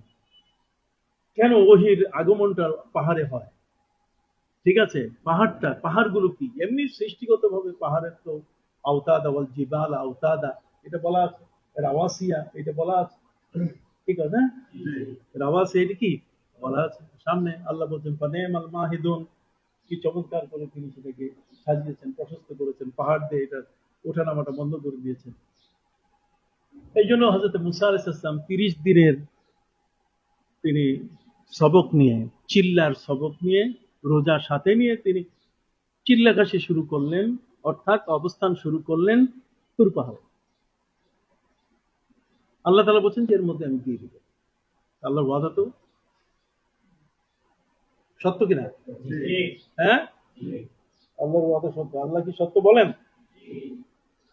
নবী কি সত্য বলেন? অবশ্যই আল্লাহ সত্য বলেন, নবীও সত্য বলেন। এই জন্য আমরা কোরআন শরীফ তেলাওয়াতের শেষে কি বলি? সাদাকাল্লাহু মাওলানা আযীম ওয়া সাদাকা রাসূলুহুল নবী। কিন্তু একদল মৌলভী বলছে যে না না না না, এটা কোরআন শরীফ পড়ছেন, ওরা সাদাকাল্লাহু পড়ে না, সাদাকার রাসূল এটাও পড়ে না। অথচ পবিত্র কোরআন সূরা আহজাবের মধ্যে আল্লাহ তাআলা কি বলছেন? হাযা মা ওয়া'আদানাল্লাহু ওয়া রাসূলুহু ওয়া সাদাকাল্লাহু ওয়া রাসূলুহু ওয়া মা যাদাহুম ইল্লা ঈমানাও ওয়া তাসলিমা। বলা আছে, কি বলা আছে? যে আল্লাহ যা বলেন তা কি সত্য, অর্থাৎ সাদাকা আল্লাহ, রসুল যা বলেন সেটাও কি সাদাকা, সাদাকার রসুল। ঠিক আছে, হাযা মা ওয়া'আদানাল্লাহু ওয়া রাসূলুহু ওয়া সাদাকাল্লাহু ওয়া রাসূলুহু ওয়া মা যাদাহুম ইল্লা ঈমানাও ওয়া তাসলিমা। এগুলো বললে আরো ইমান বাড়ে, ইমান মজবুত হয়। এই জন্য ওলামায়ে কেরাম যারা মুহাক্কিকিন, নট মুতাসাব্বিহিন, নট মুফাসসিরিন, শুধু মুফাসসিরিন আর মুতাসাব্বিহিন সুফিরা পড়বে তা নয়, বরং মুহাক্কিক ওলামায়ে কেরাম তারা একমত হয়েছেন যে কোরআনের তেলাওয়াতের পরে আমাদের মুখ থেকে এই ধরনের কিছু কথা আসা উচিত। কথা বুঝে গেছে যে সাদাকাল্লাহু রাসূল। কিন্তু তোমাকে দেখবে তুমি আজকে এখানে বুখারী না পড়ে যদি আরেকখানে পড়তে, কোরআনের আয়াতের কোন শেষে, শুরুতে ইত্যাদি এগুলোর যে একটা তরতিব, একটা নিয়ম আছে, সেই নিয়মটাকে কখনো প্রয়োগ করা হতো না বা সেইভাবে বলা হতো না। তোমরা দেখবে বিভিন্ন জায়গায় তেলাওয়াত হচ্ছে কোরআন, কিন্তু সাদাকাল্লাহ কি বলে না, অথবা সাদাকাল্লাহ বললো, সাদাকা রাসূল এটা বলে না। আমি বুঝাইতে পারছি? এগুলো প্রত্যেকটাই আছে। আলহামদুলিল্লাহ তোমরা তাহিলি মাদ্রাসা করতেছো। তাহিলি মাদ্রাসা তোমাদের জন্য একটা অহংকারের প্রতিষ্ঠান, একটা গর্বের প্রতিষ্ঠান। এই প্রতিষ্ঠানে এসে তোমরা যাদের কাছে তালিম নিচ্ছ, আমি তাদেরকে চিনি। কথা বুঝে গেছি? ভালোভাবে একটি যোগ্য উস্তাদের কাছে। আমি এক নাখান্দা, আমি কম জানি, কম বুঝি, কিন্তু যারা তোমাদেরকে পড়াচ্ছেন তারা নিশ্চয়ই অনেক ভালো বোঝেন, ভালো পড়েন, ভালো জ্ঞান রাখেন। তো সেই হিসেবে তোমরা একটা ভালো মাদ্রাসায় তোমরা করছো। আগের তো অস্তিত্ব ছিল ওস্তাদ ছাত্রদের, ওস্তাদ ভালো হলে ছাত্র পিছে থাকতো না। ওস্তাদ যদি বলতো যে গাছতলায় পড়তে হবে, তখন আর ওরা এই 7 তলা 20 তলা তালাশ করতো না। গাছতলাটাই তাদের কি 10 তলা, সেখানেই তারা ওই গাছতলাটাই 10 তলা মনে করে তারা তার কাছে, উদ্দেশ্য হলো তার কাছে তাহসিল, ঠিক আছে, এলেম হাসিল করা, জ্ঞান নেওয়া। এখন যেখানে বসে হোক আমাকে কিছু জ্ঞান তার কাছ থেকে নিতে হবে। হযরত মুসা আলাইহিস সালাম তিনি 30 দিনের চিল্লাকার হয়ে যাইতেছে, আর মাত্র কয়েক ঘন্টা বাকি আছে। এই কয়েক ঘন্টার মধ্যে অত সময় নাই। এতদিন আমি রোজা রাখলাম, আল্লাহ আমাকে দিবেন, কিন্তু দেওয়া তো দেখতেছি এখনো হলো না। আল্লাহর পক্ষ থেকে এখনো আমার প্রতি যে আসমানি একটা নতুন কিতাব দেওয়ার কথা, সেটা দেওয়া হলো না। আল্লাহর পক্ষ থেকে এই যে কিতাবটা দেওয়া হলো না, দেওয়া এখনো হলো না। 30 দিন কিন্তু শেষ। 30 দিনের শেষ যে সময়টা মাগরিব, কত কথা, রাত তো দিনের অন্তর্ভুক্ত। আমাদের ইসলামী শরিয়ায় রাত আগে, দিন কি কথা বুঝো না? এই জন্য জুমেরাত, জুমার দিনের রাতটা হচ্ছে বৃহস্পতিবার দিবাগত। মুসা আলাইহিস সালামের 30 দিন যেদিন শেষ হচ্ছে, তার মানে আসরের পর থেকে মাগরিবের মাত্র অল্প কয়েক মিনিট টাইম তার হাতে আছে। মুসা আলাইহিস সালাম অস্থির হয়ে গেলেন যে 30 দিনের কথা আল্লাহ দিয়েছেন, আমাকে আসমানি কিতাব দিবেন, আমার কওম অপেক্ষায় আছে, আর সেখানে আমি ওদেরকে ওয়াদা দিয়ে আসছি 30 দিন পরে আমি তোমাদের আসমানি কিতাব দিব, আমার কাছে মেসেজ আছে এই সম্পর্কে। সেই মেসেজ নিয়ে আমি আজকে তুর পাহাড়ে এই 30 দিনের সিয়াম সাধনা দিয়ে কথাবার্তা না বলে, যে মানুষটা সবসময় কথা, যে সবসময় পান খায়, তার পান বন্ধ করো দেখি, কথা কথা অস্থির হয়ে যাবে। মুসা আলাইহিস সালাম কিন্তু কথা বলতেন, কথা বলার মধ্যেই তার কি ছিল, আনন্দ ছিল। অতএব মুসা আলাইহিস সালামের এই আনন্দটা, এটা এমন একটি পর্যায়ে চলে গেল যে আর মাত্র কয়েক মিনিট আছে, তিনি চিন্তায় পড়ে গেলেন যে এখন হয়তো আসমানি কিতাব বোধহয় আর হচ্ছে না, কিন্তু আল্লাহ তো ওয়াদা করে রাখছেন আমি দিব। কথা বলে গেছেন মুসা আলাইহিস সালাম আর ধৈর্য না রাখতে পেরে আল্লাহর জিজ্ঞাসা যে আল্লাহ দিবেন না? আল্লাহ বলছেন তোমারে আমি কথা বলতে নিষেধ করছি না? আমি তো দিলে তোমাকে 1 সেকেন্ডেও দিতে পারি, ঠিক আছে? তুমি যে কথা বলছো তা তো ভেঙে গেল, তোমার সাথে যে আমার শর্ত, দেওয়ার শর্ত কি ভঙ্গ হয়ে গেছে। তো দেওয়ার শর্ত যখন ভঙ্গ হয়ে গেছে, তখন তো এখন আর স্টপ হয়ে গেল। মুসা আলাইহিস সালাম বলছেন যে আল্লাহ স্টপ হয়ে গেলে তো আমি শেষ। হয়তো আমি এটা বুঝতে পারি নাই, বুঝতে পারি নাই এই অর্থে নবীদের দুর্বলতা এটা নয়, বরং বুঝতে পারি নাই যে তিনি চেয়েছিলেন যে এর মধ্যেই তো, কিন্তু ওদিকে কওমের তো একটা তাড়াহুড়ার বিষয়, এই তাড়াহুড়ার বিষয়ে আল্লাহ আপনার কাছে আমি চেয়েছি, এখন আল্লাহ না দিলে তো আমি যাব না, আমি এখানেই পড়ে থাকবো। 30 দিন আসি, আরো যে কয়েকদিন থাকা দরকার। আল্লাহ বলছেন ঠিক আছে, তুমি তো নাসর বান্দা, তুমি যখন ছাড়বেই না, তারও 10 দিন রোজা রাখতে হবে। এই হলো 40 দিন। কয়দিন? 40 দিন। কত ঘটনা! এই 40 দিন মুসা আলাইহিস সালাম সেখানে থাকার পরে আল্লাহ তাআলা তাকে তাওরাত নামক কিতাব দিয়ে দিলেন। সে তাওরাত নামক কিতাব যেটা, এটা আলওয়াহে তৌরাতের মধ্যে লেখা ছিল। বাল হুয়া কুরআনুম মাজিদুন ফি লাওহিম মাহফুজ। লাওহ এটা বহু বচন কি? আলওয়াহ।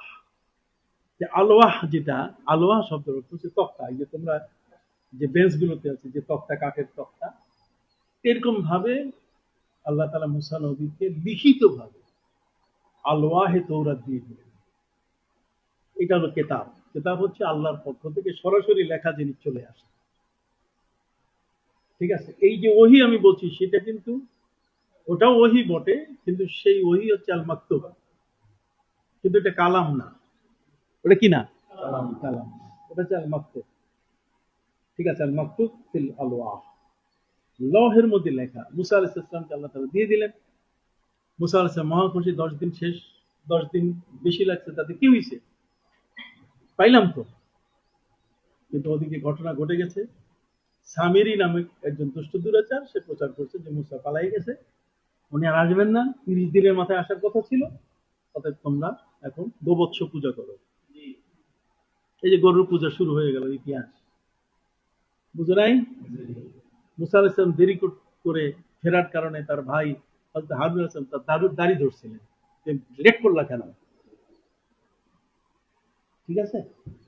ঘটনা তো বহু কিছু ঘটে গেছে তুরপাহাড়ে, সেটা তো আর সবাই অবগত না। হযরত মুসা আলাইহিস সালাম তখন আল্লাহর কাছ থেকে এটা পাইলেন, খুব শুকরিয়া আদায় করবেন আল্লাহ। এখন আল্লাহ বলছেন যাও নিয়ে তোমার কওমের কাছে যাও।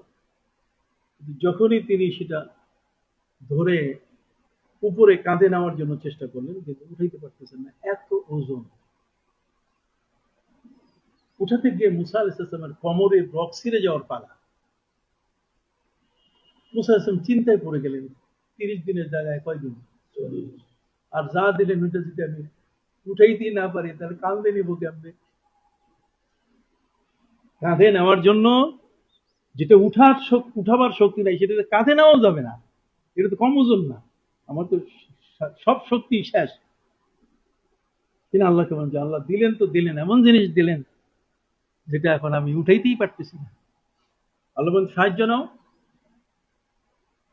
সাহায্য গ্রহণ করো। কার কাছে? জিবরিল আমিনের কাছে।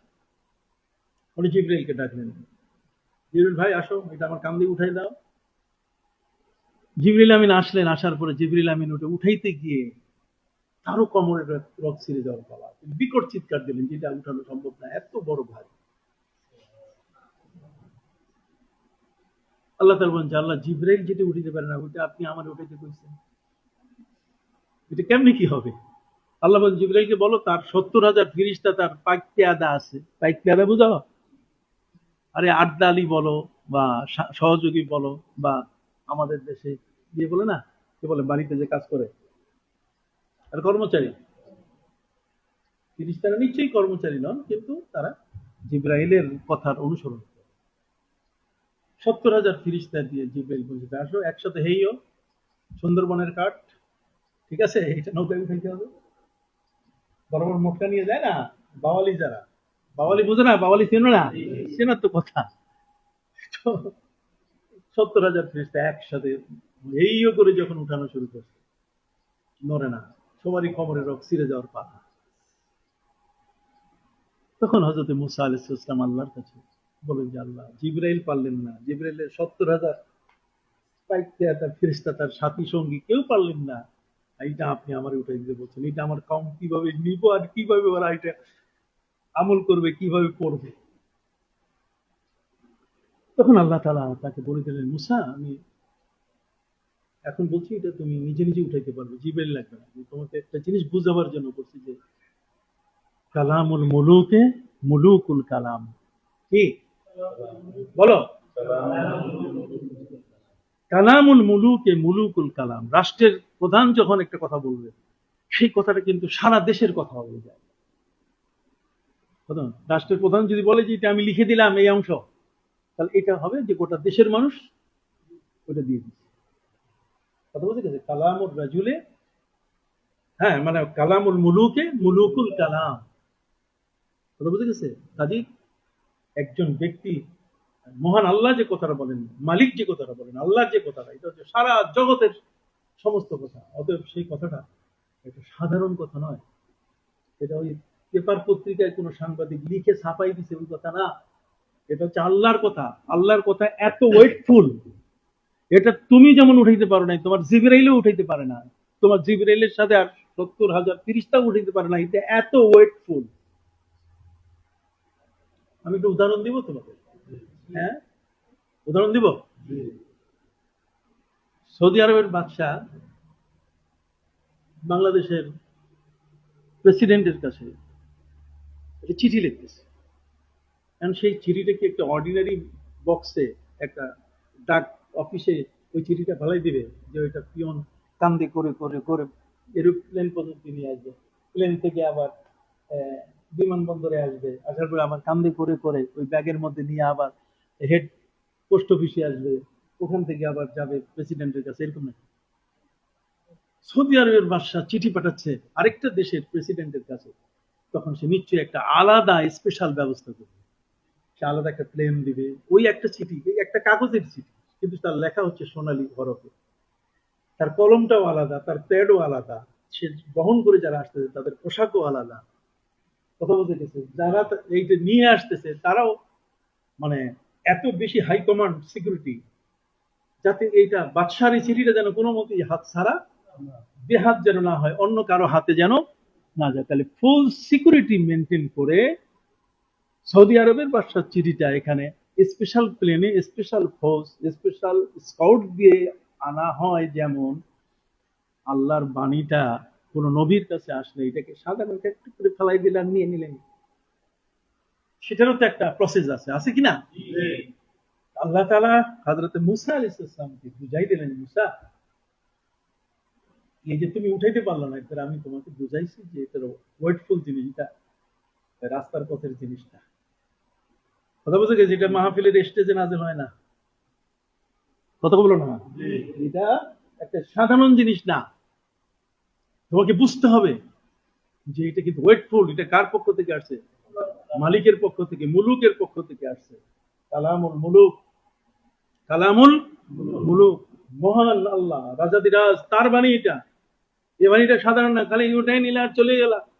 আমি তোমাকে কিছুক্ষণ আটকাইছি, কিছুক্ষণ কি আটকাইছি বুঝাবার জন্য বিষয়টাকে, যে না এখানে কিছু আছে। তোমরা জানো খলিফা হারুনুর রশিদ জুবাইদাকে বিয়ে করছে কেন? খলিফা হারুনুর রশিদ জুবাইদাকে বিয়ে করছে এই কারণে যে খলিফা হারুন রশিদ একবার শিকার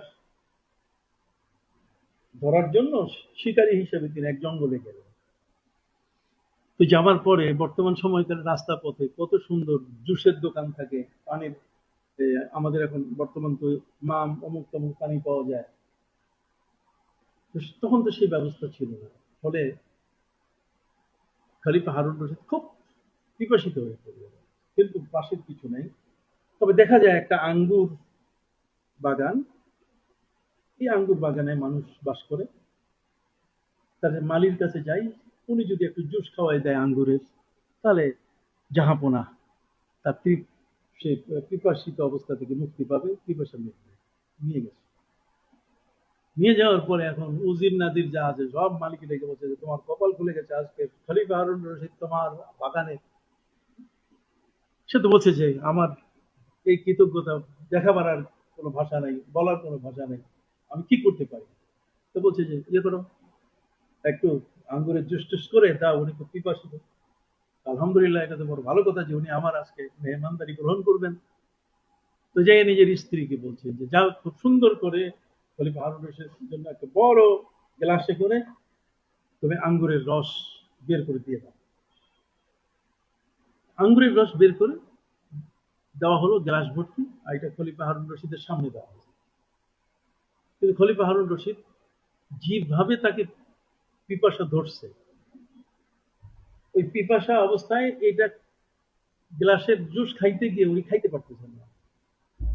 জুসের উপরে উপরের অংশে কিছু কুটা, খড়কুটা, মানে ওই যে আমাদের দেশের বাড়িতে ধানের কুটা হয় না, এরকম কিছু খড়কুটা, এরকম মানে পরিষ্কার ভাবে যে এটা যে ঠিকভাবে যে ক্লিন করে দেওয়া হয়েছে তা কিন্তু না।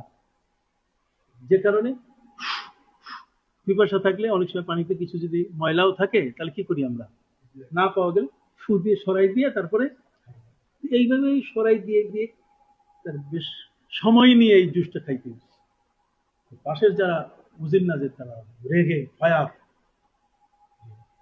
মালিকে বলছে তোমার কি একটু আক্কল নাই, তোমার কি একটু জ্ঞান নাই, যে তুমি এমন একটা মহান ব্যক্তিকে, এমন একজন মহান ব্যক্তিকে পাওয়ার পরে তার যে আপ্যায়নটা একটু ভালো করে কাপড়ে শেখে, কথা বুঝে গেছে, এটাকে তুমি করে দিয়ে দিতা, তা না করে উনি খড়কুটা এখানে, এটা তুমি একটা কাজ করলা।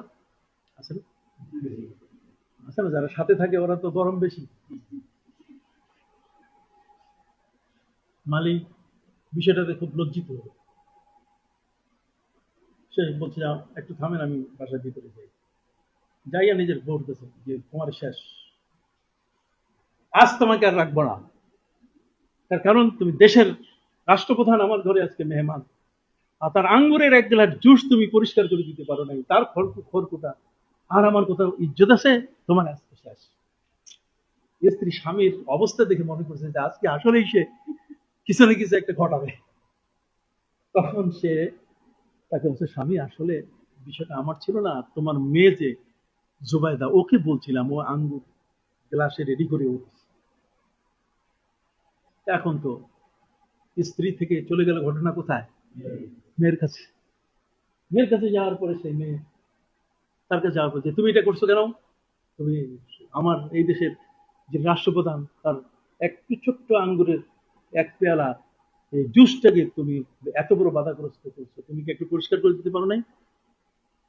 তা আব্বা আপনি আমাকে ক্ষমা করবেন, এই কাজটা আমি করছি, খড়কুটাটা আমি দিছি। কারণ আপনি যখন এসে বলছেন যে এত পিপাসা লাগছে তার, যা বলার মতো না, আমি চিন্তা করছি যে যদি ওই পিপাসার সময় ফ্রেশ জুস যদি তাকে দেওয়া হয় তাহলে সে মুখে দিয়ে ঢক ঢক করে খাইতে গিয়ে গোলায় আটকে যাবে, বাদশাহ আমার ঘরে মারা যেতে পারে। এই জন্য তার ধৈর্য সৃষ্টি করার জন্য আমি কি করছি, আস্তে আস্তে যাতে, কথা কি বোঝা গেছে, তার ধৈর্য সৃষ্টি করার জন্য আমি এই কাণ্ড করছি।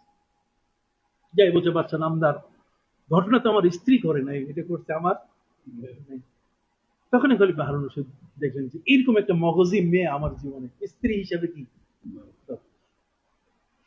কথা বুঝে গেছে, যে অবস্থা বুঝে, যে পরিবেশ বুঝে, সিচুয়েশন বুঝে, স্বামীকে কোন অবস্থায় কি দিতে হবে এই জিনিসটা বুঝে, এর মধ্যে সেই যোগ্যতা কি আছে। আর সেটা প্রমাণিত হয়েছে কি এক গ্লাস আঙ্গুরের জুস দিয়ে। কি তোমরা কি বুঝতে পারছো?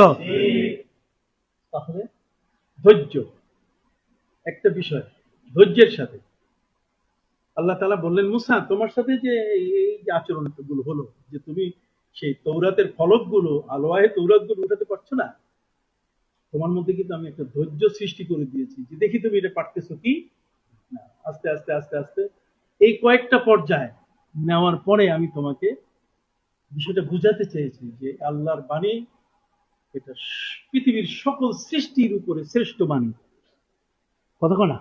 তো সেই শ্রেষ্ঠ বাণীটাকে নিতে গেলে, এটাকে রিসিভ করতে গেলে সাধারণভাবে রিসিভ করা যাবে না, এটা ওয়েটফুল একটা জিনিস। এই ওয়েটফুল জিনিসটাকে বুঝাবার জন্যই আমি এই জিনিসটা করছি। এটা হলো কিতাব কোরআন। আল্লাহ বলছেন লাউ আনজালনা হাযাল কুরআনা আলা জাবালিল লারাআইতাহু খাশিআম মুতাসাদ্দিআম মিন খাশিয়াতিল্লাহ। এই বুঝতে পারছো কিনা, যে এই কোরআন যদি আমি নাজিল করতাম কার উপরে, তাহলে সে কালামুল্লাহ, এটা নাজিল করলে পাহাড় থাকতো না, পাহাড় ইয়ে হয়ে যেত, বালু হয়ে যেত, কথা বুঝে গেছে। লাউ আনজালনা হাযাল কুরআনা আলা জাবালিল জাবাল লারাআইতাহু খাশিআম মুতাসাদ্দিআম মিন খাশিয়াতিল্লাহ। তাহলে তোমাকে বুঝতে হবে যে ওহী যেটা, এটা সাংবাদিকের সংবাদ নয়, ঠিক আছে?